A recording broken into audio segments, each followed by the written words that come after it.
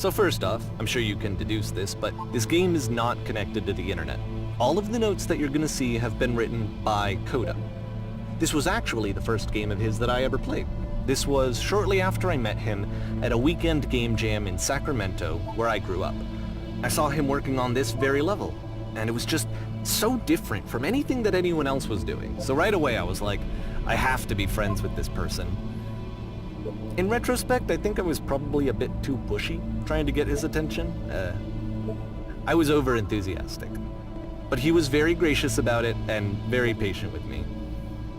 And I cooled off eventually. Oh, feel free to skip over any of these notes if they're not doing anything for you. Nothing extra is going to happen if you read all of them. Either way, to me they convey a sense of loneliness. I see this person who's filled with thoughts and feelings and beliefs and has no way to express them except as scattered and unheard voices in a game that wasn't meant to be played.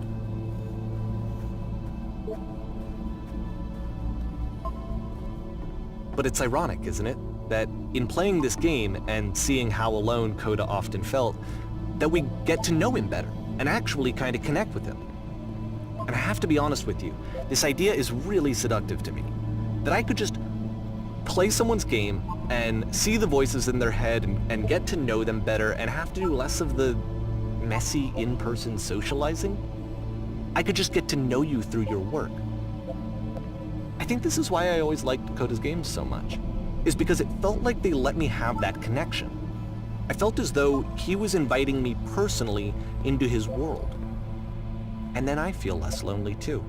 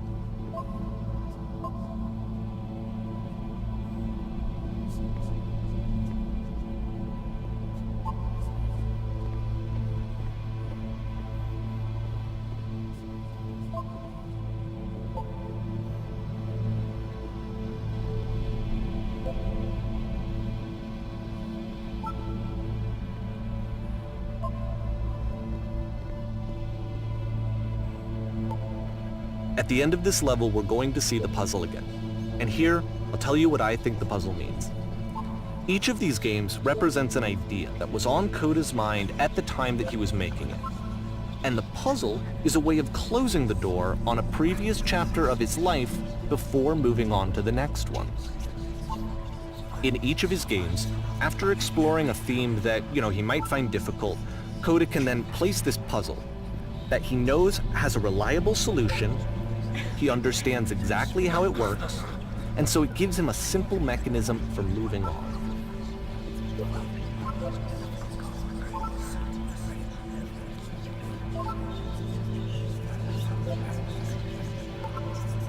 And because there's this dark area between the doors, a space between spaces, before you move on, you get to pause. Just for a moment, a few seconds to reflect on and let go of the events that led you here. To step back and connect the pieces together. To grasp at that elusive bigger picture.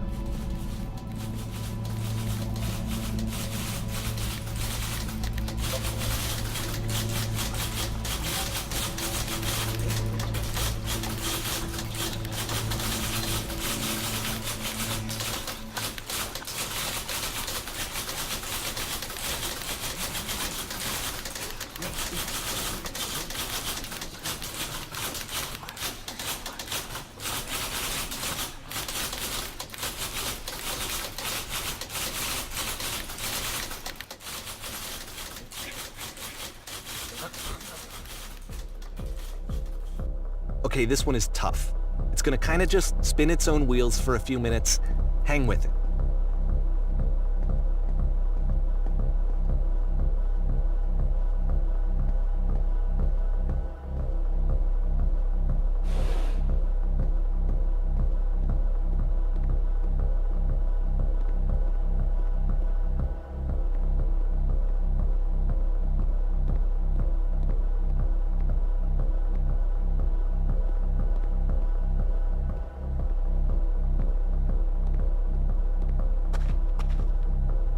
See, like, this is it.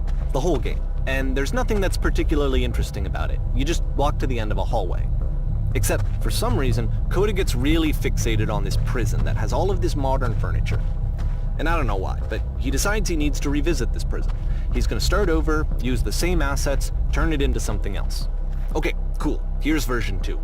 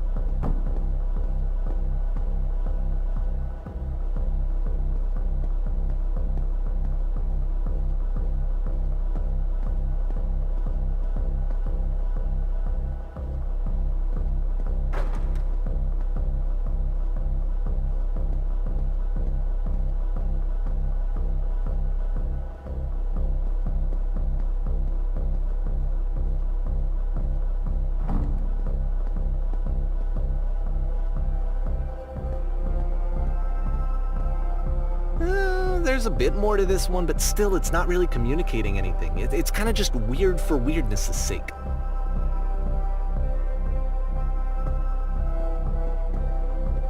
So okay, he throws it out and starts over. This time he comes at the prison idea from a different direction.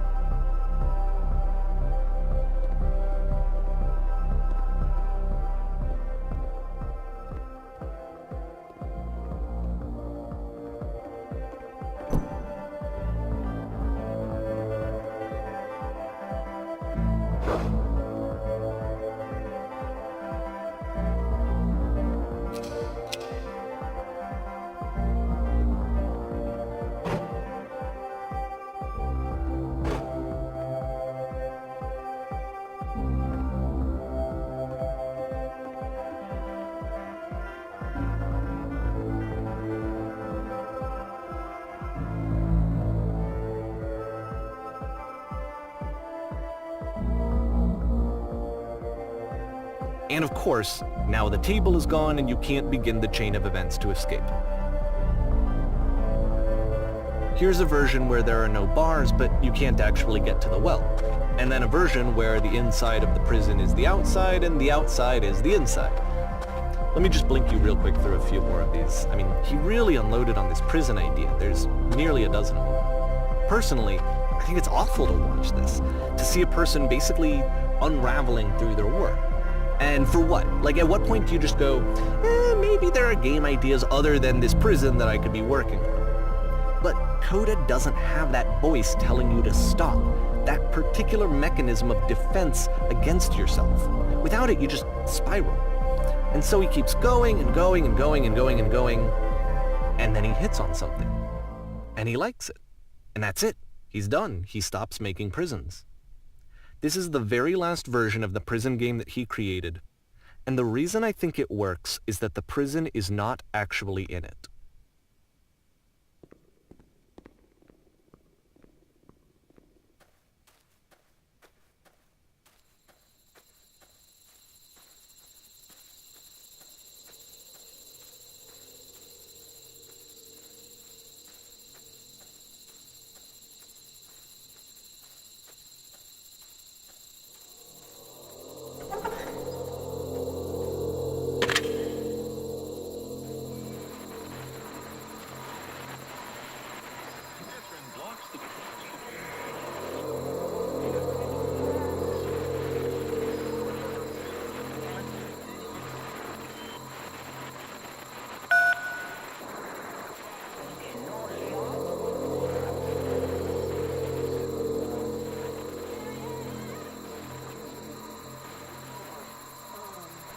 It's a conversation.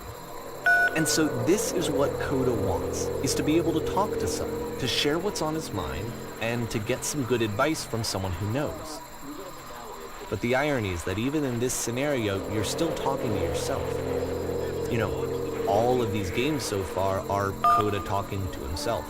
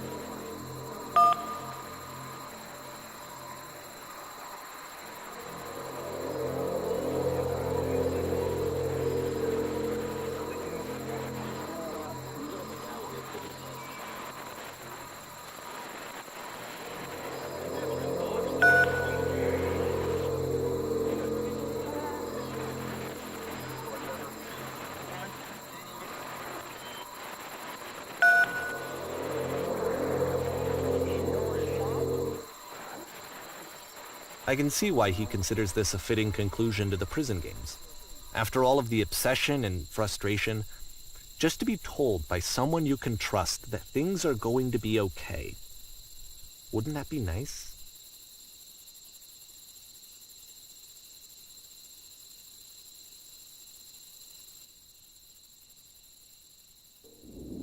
So what would it look like if Coda wanted to make a game about talking to someone other than himself?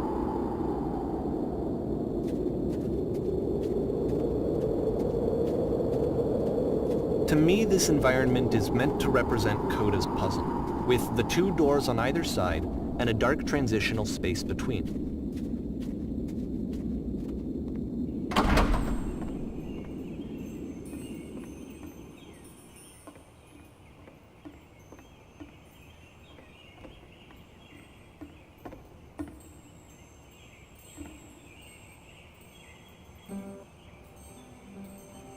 You'll notice that the quality of the art is a step up from previous games, including this new and improved chat system, which he started using from this point on. From here on out, he begins putting much more effort into the visual polish of his work, and this particular game took 2 months to create as a result.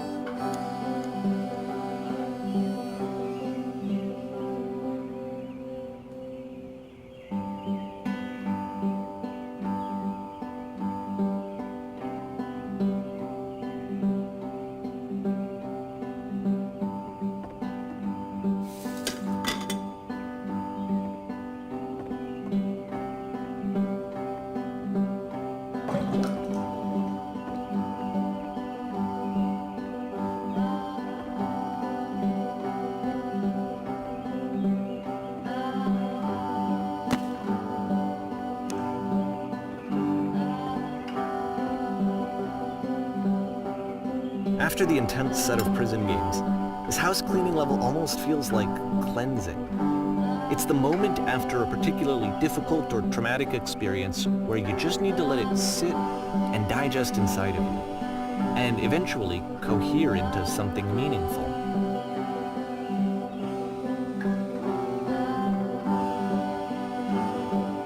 I know that Coda really liked this game.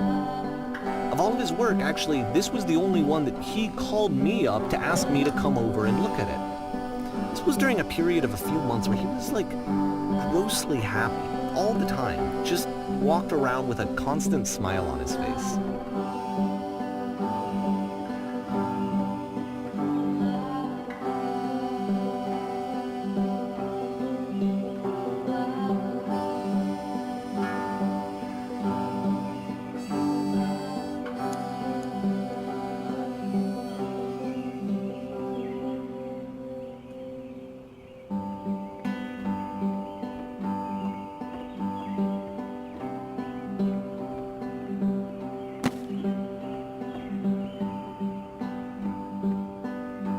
I'm glad he made this. I'm glad he found some peace.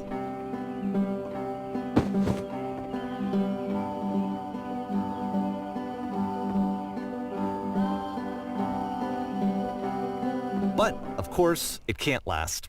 The music stops, your companion is gone, it's time to leave. The door at the top of the hill is now open as well. Again, you can't stay in the dark space for too long. You just can't. You have to keep moving. It's how you stay alive.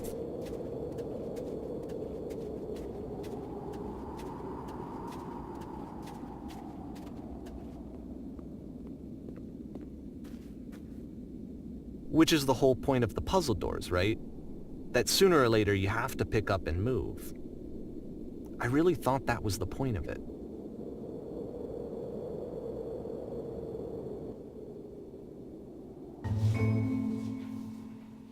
This one gets a bit goofy.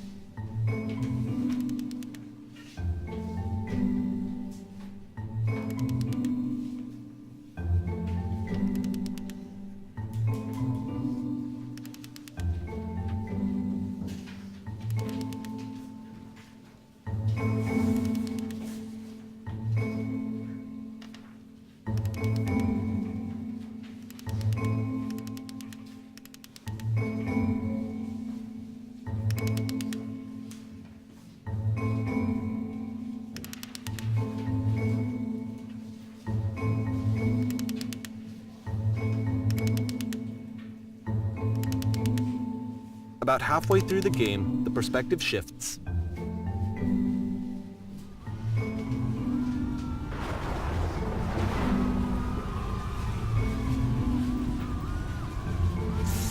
And you play as the teacher.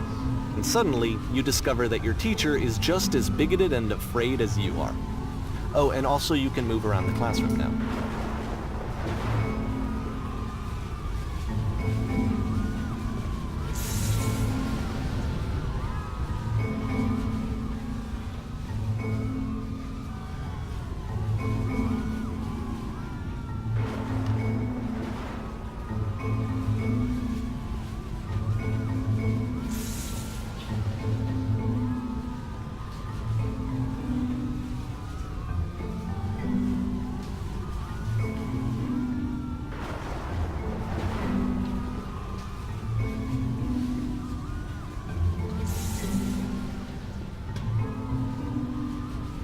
I fell pretty hard for this one.